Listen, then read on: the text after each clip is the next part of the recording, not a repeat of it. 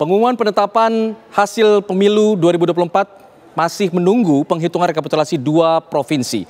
Untuk mengamankan jalannya penghitungan ini juga sedikitnya ada 3.500 personel gabungan disiagakan di 3 titik yang kemudian bakal dijadikan aksi massa menjelang penetapan hasil pemilu 2024 hari ini. Nah, petugas memperketat pengamanan di ketiga titik tersebut, yaitu ada di gedung KPU RI, di Bawaslu dan juga di DPR RI, karena 3 titik ini akan menjadi lokasi titik konsentrasi massa. Sementara personil gabungan diantaranya terdiri dari Polda Metro Jaya, Kodam Jaya, dan Korbrimob Polri.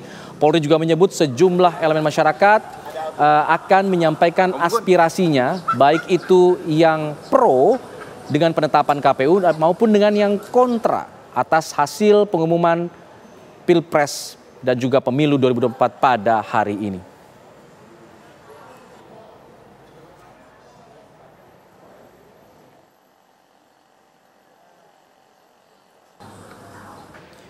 Ya, sebelumnya Menko Polhukam Hadi Cahyanto dalam keterangannya kemarin menjelaskan sejauh ini kondisi menjelang penetapan hasil pemilu 2024 terpantau aman terkendali. Meskipun memang ada gejolak namun masih dalam batas yang aman.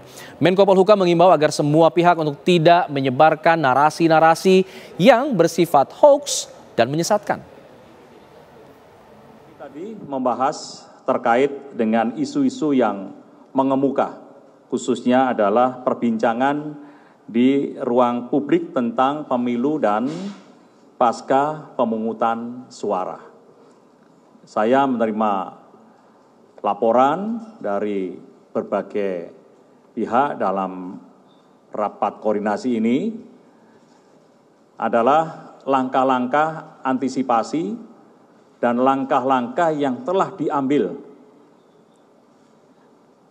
Dan langkah-langkah itu sudah dilakukan untuk apa? Agar informasi yang beredar di media massa maupun di media sosial tidak mengganggu kondisi dan kondusivitas yang ada saat ini. Dan pada kesempatan ini saya juga menghimbau kepada rekan-rekan media juga dapat ikut menyampaikan narasi-narasi yang baik dan menyejukkan tentunya. Di samping itu juga mengajak rekan-rekan media untuk bersama-sama menangkal informasi palsu atau hoax demi menjaga kondusivitas yang saat ini terus kita jaga.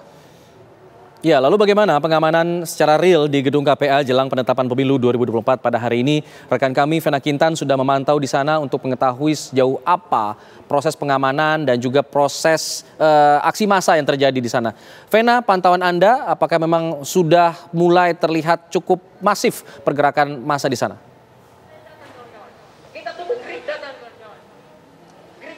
Ya, Alfatisa dan juga pemirsa, sesuai janji saya tadi, saya akan mengajak Anda untuk melihat suasana kemeriahan dari luar KPU RI, di mana saat ini saya berada tepat di sebelah kiri dari pintu gerbang KPU RI yang memang sore hari ini sudah dipenuhi oleh pengamanan ketat oleh petugas gabungan, baik itu dari TNI dan juga Polri.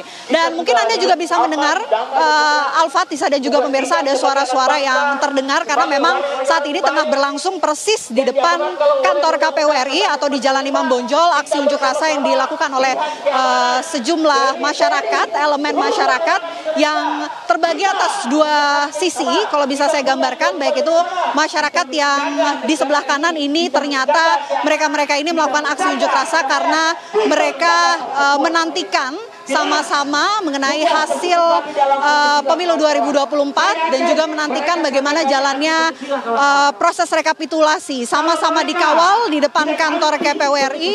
Ada beberapa hal yang disampaikan oleh masa aksi ini dari depan kantor KPU RI, dan mereka juga menyampaikan bahwa mereka mendukung penuh apapun hasil yang disampaikan nanti, yang diputuskan nanti oleh pihak Komisi Pemilihan Umum Republik Indonesia. Ini adalah juga masa aksi yang ada di sebelah kanan. Tadi masa aksi ini ada jumlahnya ada sekitar ratusan massa, mulai dari mahasiswa dan juga sejumlah elemen masyarakat.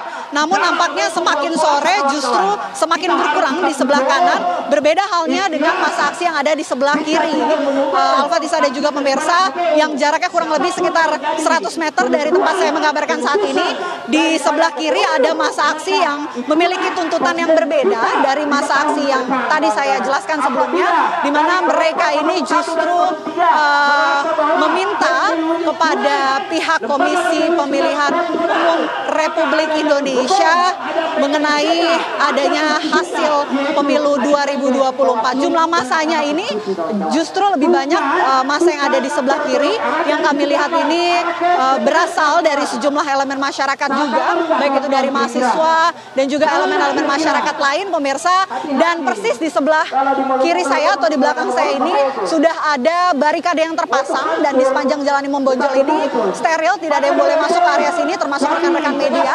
Barikade sudah terpasang, begitupun juga kawat berduri sudah terpasang di sepanjang Jalan Imam Bonjol. Dan saya akan ajak Anda pemirsa untuk melihat bagaimana situasi persis di depan kantor KPU RI, pengamanannya seperti apa.